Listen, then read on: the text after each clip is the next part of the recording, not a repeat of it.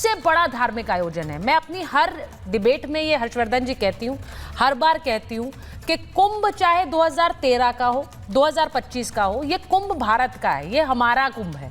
और इसीलिए उसमें जो व्यवस्थाएं हैं, जिस तरह की तस्वीर आएगी, उस पर हम ही एक नजरिया आगे रखेंगे। मैं आपसे पूछ रही हूं कि आप प्रयागराज के वासी हैं हर्षवर्धन जी, जरा लोगों को बताइए। मैंने अभी एक मैप दिखाया और किस तरह से 7 रास्ते प्रयागराज महाकुंभ की तरफ आते हैं। बहुत से लोग चाहते हैं हम संगम ही जाएं, लेकिन वहां अलग अलग जगहों पर घाट बने हुए हैं और वो जरूरी है कि उनका भी इस्तेमाल उसी तरह से किया जाए जिससे कि व्यवस्था में आपकी भी भागीदारी हो।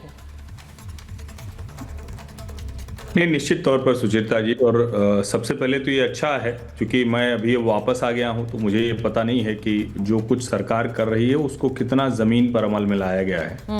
और मैं बार बार एक बात कह रहा हूं लगातार 2 दिन से, और ये मैंने पहले भी कहा है, जिस तरह का इंतजाम उत्तर प्रदेश की योगी सरकार ने किया, ये 2001 से तो सारे कुंभ अर्ध कुंभ मैंने खुद कवर किया है, तो इसलिए मैं जानता हूं 2001, 7, 13, 19, 25 ऐसी व्यवस्था कभी पहले नहीं थी। इतनी शानदार व्यवस्था थी मेला, लेकिन एक मुश्किल इस बार बहुत ज्यादा थी, और वो मुश्किल उस दुर्भाग्यपूर्ण दुर्घटना से उसका कोई लेना देना नहीं है। वो दुर्घटना बहुत ही पीड़ा देने वाली है। वो जो लोग भी वहां जिनका जीवन नहीं रहा या जो भी घायल हैं, ईश्वर करे कि सब सकुशल हों और संख्या न बढ़े। लेकिन जो जिसको हम कहते हैं ना कि पुलिस का जो इंतजाम था, ट्रैफिक जो मैनेजमेंट था, वो जरूर बहुत ही निराशाजनक रहा है। और विशेष करके ऐसे समय पर जिसको हम कहते हैं ना कि अगर लोग आ रहे हैं और आने के बाद तेजी से निकल नहीं, मैं 2 दिन से लगातार एक बात कह रहा हूं कि चारों जो निकासी रास्ते हैं उन पर ग्रीन कॉरिडोर अब तक क्यों नहीं बनाया जा पाया। अगर आधी रात तक जगकर उत्तर प्रदेश के मुख्यमंत्री योगी आदित्यनाथ को यह सब करना पड़ रहा है, तो मेला अधिकारी विजय किरण आनंद क्या कर रहे हैं? और मैं तो उनको देख भी नहीं पाया, मैं किसी जगह उनको देख नहीं पा रहा हूं, मैं नहीं समझ पा रहा हूं कि वो क्या कर रहे हैं, कौन सा काम कर रहे हैं। मैं पुलिस के अधिकारियों को तो फिर भी बयान देख रहा हूं, उनको मैं प्रेस वार्ता लेते हुए सुन रहा हूं। ये निराशाजनक है, ये चिंता की बात है, क्योंकि अभी सिर्फ आधा मेला समाप्त हुआ है, अभी आधा मेला बचा हुआ है। और मैं फिर कह रहा हूं कि इतना शानदार मेला, इतना शानदार प्रबंधन, इतने शानदार स्थायी इंतजाम पहले कभी नहीं हुए। लेकिन दुर्भाग्य से कुछ चीजें हैं जो लोगों को पीड़ा दे रही हैं। पीपे के पुलों का सही उपयोग और सही समन्वय अभी तक भी क्या हो पाया है क्या? क्योंकि मैं अब लौट आया हूं, इसलिए पूरी तरह से इसको नहीं बता सकता। जो निर्देश आ रहे हैं मुझे दिख रहा है कि ये करना है और ये जरूरी है। जैसे अभी उदाहरण के लिए चारों रास्तों पर प्रयागराज आने के 4 जो रास्ते हैं, 3 तरफ नदी वाला है, एक तरफ सड़क वाला है। जो कानपुर वाला है वो सड़क वाला है। इसके अलावा यमुना पर नैनी का पुल है, इधर 2 पुल गंगा पर हैं, एक जो बनारस की तरफ जाता है शास्त्री सेतु, और चंद्रशेखर आजाद सेतु जो फाफामऊ से लखनऊ, अयोध्या, प्रतापगढ़ इस तरफ निकलेगा। जो निकासी का रास्ता है, अगर कुंभ क्षेत्र से निकलने में उन लोगों को 1-1, 1.5, 2-2 घंटे लग जा रहे हैं। आपने नो व्हीकल जोन जब कर दिया तो उसके बाद गाड़ियां निकलने की रफ्तार बहुत तेज होनी चाहिए। मुझे लगता है इस पर अगर सरकार और प्रशासन के लोग मेरी बात सुन रहे हो, ये सबसे महत्वपूर्ण होता है। और देखिए, अभी एक जो अच्छी बात है, इस सरकार के समय में, मोदी सरकार के समय में, योगी सरकार के समय में, ये सड़कों का जो नेटवर्क है बड़ा अच्छा हो गया। जैसे उदाहरण के लिए मैं बताऊं, कोई कानपुर की तरफ से आ रहा है, आपको कानपुर का हाईवे जाम होता दिखा, तो बड़ी आसानी से आप उसको डाइवर्ट कर दीजिए। चाहे तो आप लखनऊ वाले पर उतार दीजिए, चाहे तो आप और आगे से उसको उतारिए सुराव के पास, यानी ये विकल्प आपके पास हो गए। तो मेरा मानना है कि जमीन पर इतने पुख्ता इंतजाम होते हुए दिखे, जिससे जो जनता है, क्योंकि बहुत अच्छे इंतजाम हुए, अब तक मेला बहुत अच्छा गया, लोग बहुत खुश होकर लौटे। मैं खुद 8 दिन रह चुका हूं कुंभ में, अभी तक जो कुंभ बीता है उसमें 8 दिन रह गया, 5 तारीख के बाद फिर जाऊंगा। लेकिन ये जो एक पीड़ादायी घटना हुई, इसने मन खट्टा किया। फिर जो मूल बात है कि अगर वहां आया हुआ व्यक्ति 2-2, 3-3, 4-4 घंटे निकलने में, आते में तो फिर भी समझ में आता है, निकलने में अगर इतना समय लगता है तो 2 मुश्किलें, और इसीलिए एक उसकी पीड़ा बढ़ती है, जो अनुभवी अधिकारी है हर्षवर्धन जी, उनको वापस इस व्यवस्था में लगाया गया है। जरा वो ग्राफिक भी स्क्रीन पर चला दीजिए, क्योंकि जिन्होंने 2019 का प्रबंधन किया उन अधिकारियों को वापस इसमें लगाया गया है, क्योंकि इतनी बड़ी व्यवस्था जिसमें करोड़ों लोग एक साथ, अब ये कहा जा रहा है कि जो संगम नोज था उस पे ही आधा किलोमीटर का स्ट्रेच था विशाल जी, और उस पे कहा गया कि यहाँ पर तकरीबन 10 लाख लोग थे। तो इसीलिए ये व्यवस्था में कितने लोग आगे जाएंगे, कितने पीछे रह सकते हैं, स्नान के बाद कैसे उनको निकाला जाएगा, जो बात हर्षवर्धन जी कह रहे हैं वो बहुत ज़रूरी है। मैं बार बार कह रही हूँ, अभी डीजीपी सर ने कहा कि एक पॉलिटिक्स इस पर ज़रूर हो रही है, लेकिन ये कुंभ हमारा है, हम इसमें गर्व महसूस कर रहे हैं कि इतना बड़ा धार्मिक आयोजन हम कर ले रहे हैं। लेकिन बहुत से लोग हैं जो अभी आना चाह रहे हैं, इसलिए मैंने लोगों से भी बात कराई कि एक घटना हुई है, उसके बाद एक लोगों के मन में क्या एक डर है, क्या कोई व्यवस्था है। बहुत से लोगों ने कहा कि ये हमारा भी एक तरह का योगदान है जो जरूरी है, हम भी किस तरह से आ रहे हैं जा रहे हैं उसमें हम भी तो देखेंगे। नहीं सुचारता जी, बिल्कुल बात सही है कि ये हम सबका महाकुंभ है और इसमें नागरिक कर्तव्यों का भी बहुत बड़ा महत्वपूर्ण भूमिका है, इसमें कोई दो राय नहीं। प्रशासन की तरफ से कहीं भी किसी भी प्रकार की कोई ना कोताही है। पहले दिन से हम लोग देख रहे हैं कि किस प्रकार से तैयारियां हो रही थी और उसका परिणाम भी हम लोग देख रहे थे कि कितना भव्य और दिव्य ये महाकुंभ का आयोजन चल रहा है। लेकिन सुचारता जी, मैं एक बात कहूँ कि कहीं ना कहीं कुछ जो वामपंथी आप कह लो, कुछ जो सनातन द्रोही थे, मतलब कुछ इस प्रकार से जो पॉलिटिकल गिद्ध टाइप के लोग थे, वो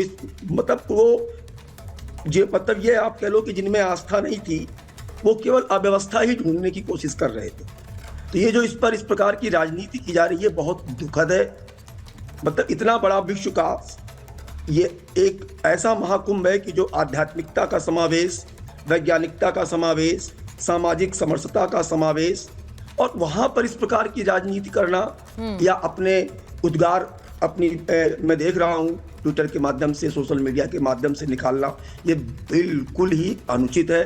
घटना वास्तव में बहुत ही दुखद है, मर्माहत है, और हम देख रहे हैं कि किस प्रकार से आदरणीय मुख्यमंत्री योगी आदित्यनाथ, देखिए आपने जो बात बोली है, आपने कहा कि कुछ लोग शायद सिर्फ गिद्ध दृष्टि से बैठे थे। देखिए वहां पर जो कुछ भी हुआ उसके बाद हम बार बार ये प्रार्थना कर रहे हैं कि इस तरह का आयोजन, इसमें जो लोग जाएं पुण्य हासिल कर आएं और किसी तरह के कोई उनके मन में कोई सवाल ना रह जाए। इसीलिए इस कार्यक्रम को आज मैं कर रही हूं। मैं एक बार जरा सुनवाना चाहती हूं कि धीरेन्द्र शास्त्री बाबा बागेश्वर ने क्या कहा है, क्योंकि उन्होंने जो बात कही है उससे आगे इस खबर को बढ़ाऊंगी और आचार्य राज मिश्रा जी के पास भी जाऊंगी। जरा सुनवाते हैं क्या कह रहे हैं। हम अब राजनेता अपने हिसाब से जीवन जीते हैं, हम तो साधु परंपरा के हैं, पर देखो 100 पर और शिव पर, दोनों पर राजनीति नहीं होनी चाहिए। 100 और शिव राजनीति का विषय नहीं है, 100 दुख का विषय है और शिव प्रसन्नता का विषय है। मामले को लेकर जुडिशियल इंक्वायरी लखनऊ में शुरू हो चुकी है। देखिए वो तो बहुत ज़्यादा ज़रूरी है और ये अच्छा कदम भी है कि सत्य सामने आवे कि आखिर हुआ क्यों ऐसे, क्योंकि विरोधी ताकतें भी बहुत लगी हैं और हम तो प्रारंभ से ही बोल रहे हैं कि विरोधी ताकतें बहुत ज़्यादा सनातन धर्म को नीचा दिखाने के लिए कार्य कर रहे हैं।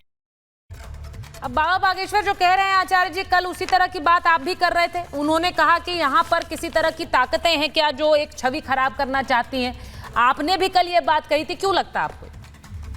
सुचारिता जी, देखिए एक बात बड़ा ध्यान रखिए, जो लोग वहां भक्ति की दृष्टि से जा रहे हैं ना, जब व्यक्ति किसी तीर्थ स्थल में संतता की दृष्टि से जाता है, भक्ति की दृष्टि से जाता है, स्नान करने की दृष्टि से जाता है, तो एक भाव लेकर के जाता है। आप एक चीज सोचिए, जो लोग इतना लंबा चल करके आए हैं, 4-5 घंटे की लाइन में लग करके आए हैं, उनको थोड़ी दूर और लाइन में जाने में प्रॉब्लम नहीं होगी, इस बात को ध्यान रखिए।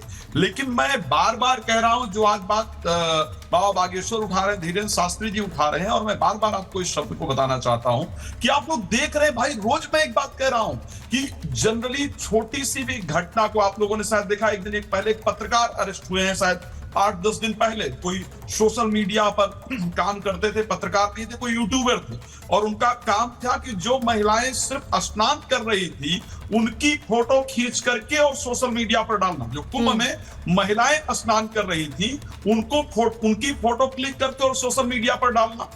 किसी को छोटा सा खरोच लग गया, एक्सीडेंट हो गया, तो उसको लेकर के स्प्रेड करना, उससे पहले हम तुम्हारा कुंभ नष्ट करेंगे, इस प्रकार की चर्चाएं आप लोग भी सोशल मीडिया पर देख चुके हैं। तो इसमें कोई बड़ी बात नहीं है कि कुछ उपद्रवी उस परिस्थिति में जाकर के, और एक क्योंकि जो वहां जा रहे हैं लोग इनोसेंट लोग हैं, सीधे साधे लोग हैं, धार्मिक लोग हैं, छोटा सा उनको कह दिया चलो इस रास्ते से निकलने का रास्ता है, तो थोड़ा सा उपद्रव फैला करके और लोगों ने घुसना शुरू किया, पीछे से भीड़ को आगे आने के लिए तैयार किया। तो ये मंशापूर्ण इस देखिए प्रकार का कार्य हो मैं सकता आचार्य जी है। देखिए एक बात जानती हूँ, जो बात अभी हर्षवर्धन जी कर रहे थे कि व्यवस्था को सुचारू करने की जिम्मेदारी सरकार की है और उन्हें वो करना पड़ेगा, क्योंकि इतना बड़ा आयोजन है, इसमें देश के जो लोग हैं वो कैसे पहुंच रहे हैं। नहीं मैं हाँ बोलिए आचार्य जी मैं सबसे पहले मैं धन्यवाद करता हूं इस प्रकार की सरकार का, मैं बड़ा क्लियर कह रहा हूं। आप बता दीजिए, मैं पूरे जो लोग विरोध में बात कर रहे हूं, हाँ। मैं सनातन से हूं, मेरा किसी पार्टी से कोई लेना देना नहीं है, लेकिन क्योंकि ये कुंभ सनातन का है इसलिए मैं बड़ा क्लियर कहना चाहता हूं, इस प्रकार की व्यवस्था में शायद आप लोग जानते हैं 584 वर्ग किलोमीटर में टोटल प्रयाग फैला हुआ है और पता नहीं कितने देशों की, शायद अधिकतम देशों की इतनी संख्या नहीं जितने लोग वहां पर स्नान कर रहे हैं। बिल्कुल।